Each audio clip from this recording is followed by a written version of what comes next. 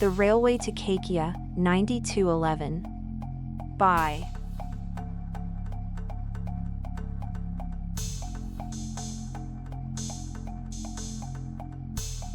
Part-time Tales.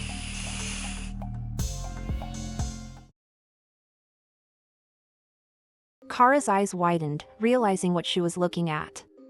"Oh my God," she blurted out. Noah, startled, turned to her. "What?" Cara reached her hand up to the numbers, running her fingers across it. "Don't you remember what the man in red said? Go deep into the tunnel and there the door will find you bearing 9211. The two of them lit up with excitement. "Oh my God," Noah said. "And we got it on film." Cara's excitement faded quickly, the nagging thoughts slowly taking over her mind. "Are you sure this door wasn't here?" Noah turned to her, about to answer before he could. A faint voice from the distance echoed through the tunnel. "Is anyone down there?" The voice, Noah thought, was the same one from the train station. The two of them looked at each other. "What do we do?" "I don't want to go to jail for this," Cara professed. Noah shook his head, replying, "Me neither." He took one last look back down the tunnel and back to the door. "Let's go for it." Cara nodded her head, saying, "Okay." She looked down at the door handle. It was rusted and covered with moisture. She hesitated to open it. Noah, fully aware of her reaction and realizing how little time they had, brushed her out of the way. Grasping the handle, he plunged his shoulder into the door. Although it tried to open, it only moved an inch. The voice proclaimed louder, as if it was rapidly approaching. "Is there someone down there?" Concern gripped Cara as she shouted out, "Hurry, Noah! They're coming!" Noah braced himself, and with one last push, he put all his weight and strength into the door. The door gave way and Noah went flying in. Cara looked back down the hallway and saw what she swore were lights running towards her. She quickly rushed into the darkness of the doorway to see Noah laying on the ground. He gestured up toward the door. "Hurry, close it before they see you." Cara sprung into action. Placing both hands, she abruptly slammed the door. It made a loud echoing thud, but it hadn't closed all the way. Grabbing the handle, she thrust her back against it and pushed as hard as she could until the door clicked, indicating it was shut. She turned around to see a convenient bolt at the top. She latched it and stepped back toward Noah, taking a deep breath in the process.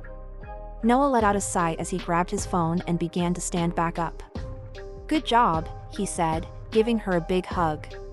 She lightly nodded, embracing him. "Thanks." Both of them pulled away from each other and looked down at their phones to see they were still recording.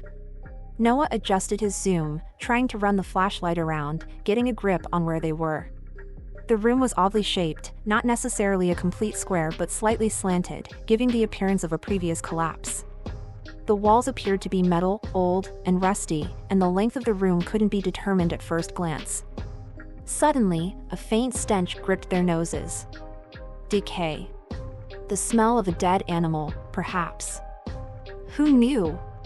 Noah threw his hand over his nose as Cara began to gag. "Oh my God, what is that?" Noah said, shining the light around on the floor. "It's like a dead animal or something." The flashlight ran over the ground, making sure he didn't step in whatever it was. The floor itself was rusted and moist. It was clear that no one had been in this room in a long time. Chills ran up the back of both of them as they decided that perhaps they had entered the wrong room. Cara turned around, shining the light on the door. She walked toward it, placing her ear against the paneling to see if she heard anything. Silence crept through the room, leaving only their faint breaths as she strained to focus on what was beyond the door. Whispering to herself, "Sounds like somebody's outside," Cara explained. Noah positioned his camera on her, focusing in as best he could. "What are they saying?" he asked, assuming it was whoever was chasing them earlier. Cara squinted her eyes, trying to focus on the sounds as best she could. Finally, she reluctantly pressed her ear completely against the rusted old metal door. A loud, blood-curdling scream burst out from beyond the door. Cara jerked back, tripping and landing on her butt, facing toward the door. Skimming her hands around the ground, she grabbed her phone light and shined it right at the door.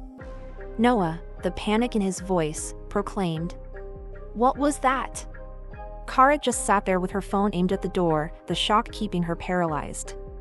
"Hush," she said. The two remained motionless, the camera lights pointing toward the door with nothing but a chill silence and the light dripping of moisture to keep them company. Noah lightly whimpered as he slowly started moving toward the door. He lightly placed his hand on the door. "What was that?" he whispered under his breath. Steadily, he began to lean. A woman's scream pierced the air. He jolted back, almost tripping over Cara. "It's a woman's voice," he screeched out.